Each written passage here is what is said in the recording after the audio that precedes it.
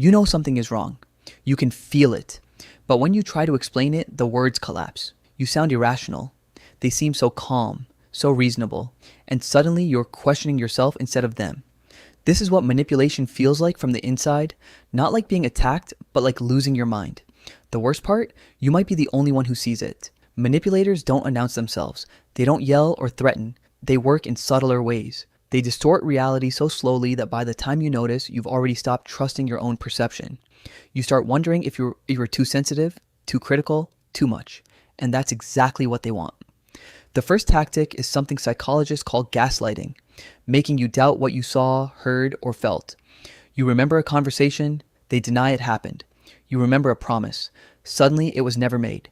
Your brain gets confused because you have a clear memory, but they're so certain. Doubt creeps in.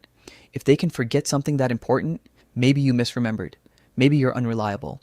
The second way is isolation. Manipulators slowly separate you from people who could validate your reality. They make small criticisms about your friends. They schedule conflicts when you want to see family. They don't forbid it, they just make it inconvenient. Before you know it, you've lost your reality checkers. You're alone with their version of truth. The third is intermittent reinforcement, moments of kindness, followed by cruelty. Your nervous system gets hooked because the reward is unpredictable. You stay because you remember the good moments and hope they'll return. Your brain releases dopamine chasing that pattern. You become addicted to the relationship in the most literal sense. The fourth is projection, accusing you of the exact thing they're doing. They cheat and call you jealous. They lie and call you dishonest. They're gaslighting you while making you feel like the bad guy. Your energy goes into defending yourself instead of questioning them.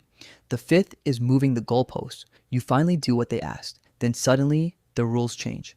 The target moves. You can never satisfy them. You exhaust yourself trying to be good enough, never realizing the game was rigged from the start. The sixth is playing the victim.